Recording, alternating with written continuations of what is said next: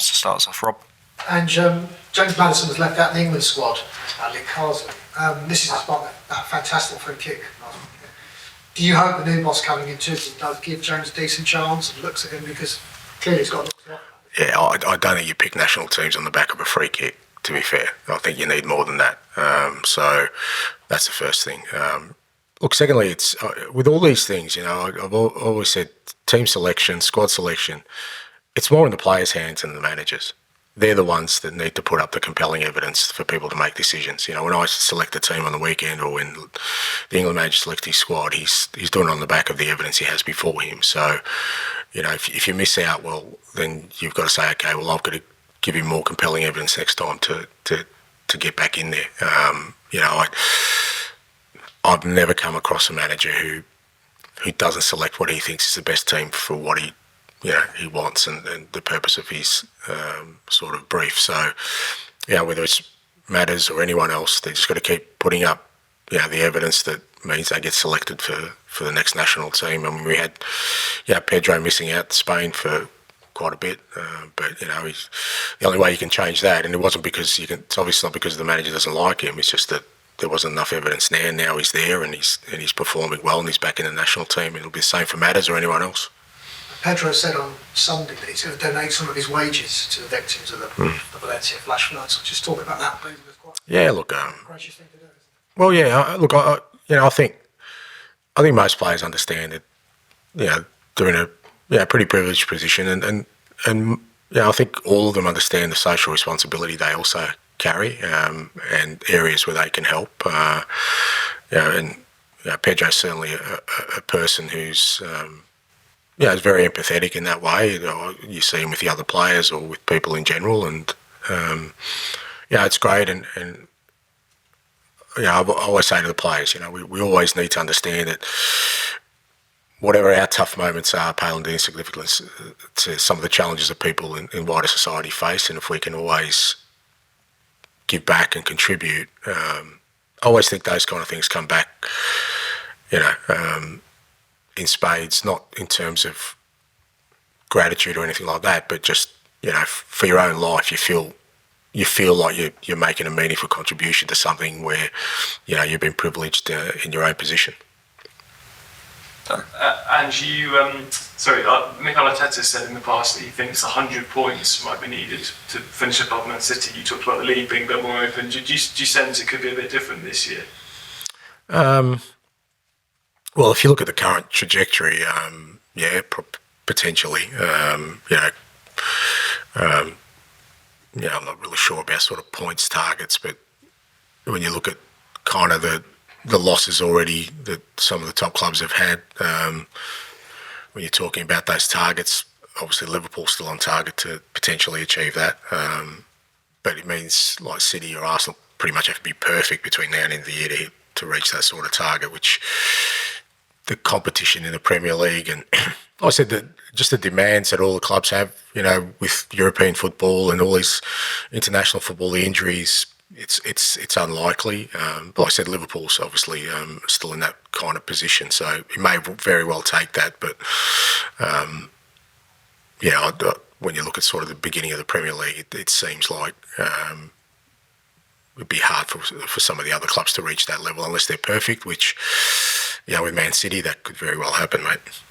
Can I just ask you about the Hugo comment again? I appreciate you might not have read it, but what he directly said was he got a sense from Daniel Levy, the chairman, that he didn't know how to win because the way he was behaving for the Champions League final. I mean, can you give us a sense of your dealings with Daniel and whether that's a fair reflection of his approach? Look, I think with all these things, and I've seen it in my own life, and people often talk about experiences they've had or shared with me, and I've got a totally different view on it than they have, and I think both of us are speaking the truth. We all have our own truth through these things, and we look at them through the prism of how it affects us. I think Hugo's, again, I haven't read it up, so I don't want to sort of take it out of context, but Hugo's talking about his own experience, but is that the experience of everyone? I'm sure Daniel had a different sort of view on it, and if you asked him, he would have a different sort of context to why transpired that way. But I think when something doesn't work, it's very easy to then sort of, in a post-mortem, kind of look for reasons why. I never think it's just one. I think it's bigger than that. But it would have been a very different story if, like I said, because it was a pretty tight final as well, if it had gone the other way. My dealings with Daniel or anyone at the club I haven't sort of changed from the moment I took on this task. I know what ambitions I have for this football club, and there's been nothing here that's kind of, I feel, curtailed me trying to achieve what I want to, for this football club. And a lot of that is in my own power. I control a lot of that, and then the rest of it is just trying to, get people along for the ride and hopefully get them to believe in what we're trying to do. The wider external pressure, or impression, does it come down to solely having to deliver a trophy to change that, or do you think it's more nuanced? Look, it depends kind of what you're kind of talking about in terms of, I've always said that I just don't see just a trophy as kind of the panacea for sustained success, because there's plenty of evidence that is not the case. Not here, just in sport in general. Yeah. I think winning the league's a bit different, but even then, to sustain that is not easy. So I think sustained success is just what I talk about a lot, is a lot deeper than just winning a trophy. But I get the fact that, when you're at a club of this size and hasn't won, that people think, well, that's the missing piece. But what I've been trying to rail against since I've been here is that there's never just a missing piece. It's always more than that. It's about having a clear idea on, what you're going to build and how you're going to build it, and staying true to that. And I think I said last week, the biggest part of that is that whatever sort of comes at you externally, it's not important what people say about you, it's how you respond to it is much more important. Both positive or negative, it's your response to it.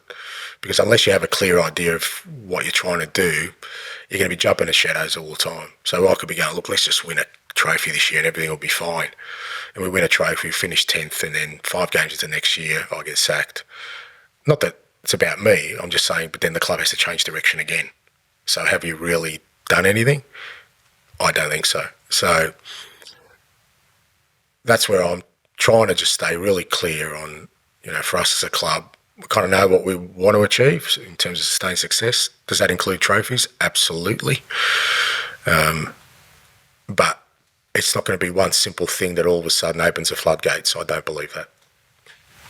I've asked about the sort of 100-point total, whether the season is more open. Does it become more difficult to achieve that sustained success when you have, in the past decade or so, 2 clubs who've been bigger? No, not necessarily. I think, for the most part, you're always sort of competing against clubs that usually go through a period of sustained success, whether it's City or it was, City and Liverpool before, or historically Man United or Arsenal or Liverpool. There's always clubs that kind of have that, and what you want to try and do is become one of those clubs where you go into that period where you think, okay, for this next sort of part, we're going to be one of those clubs. I think that's where you've got to try and get to, and but there's always going to be clubs that have dominant periods, and most of them on the back of pretty clear, stable processes, with not a lot of change, of having a clear pathway forward.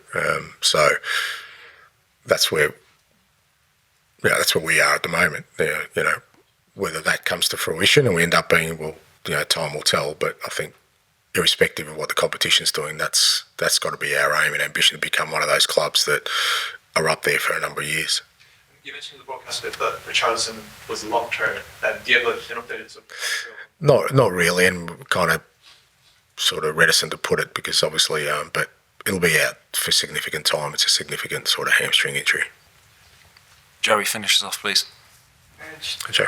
You would have coached against Australians when you were at Yokohama and Celtic, but correct me if I'm wrong, but I think Ipswich will be the first time you'll coach against Australians in the Premier League. I'm not sure how much you've had to do with Cameron Burgess, but obviously Max Luongo played well enough for you a decade ago that he got nominated for the Ballon d'Or. Are you looking forward to catching up with them, and what was that relationship like with Max? Yeah, no, it will be, it'll be good to catch up with Mass. We really love coaching him. I remember one of my first scouting trips when I was Socceroos national team boss was to watch Swindon Town play in League One against someone, and he was playing. Yeah, I wasn't going to the Bernabeu and Nou Camp to watch the Aussies play, mate.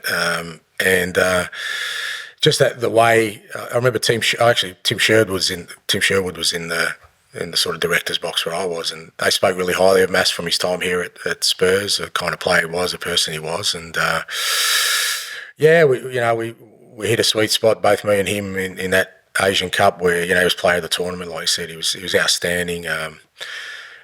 It's taken us 10 years to get to the Premier League, both of us. We probably both thought we'd get here a bit quicker than what we did, but a great player.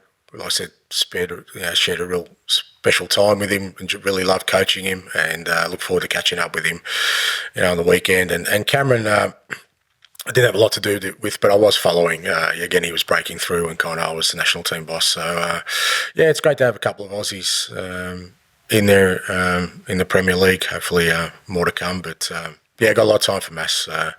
Fantastic player, and fantastic person too. Okay, thank you very much. Thank you. I'd like to see you in 2 weeks.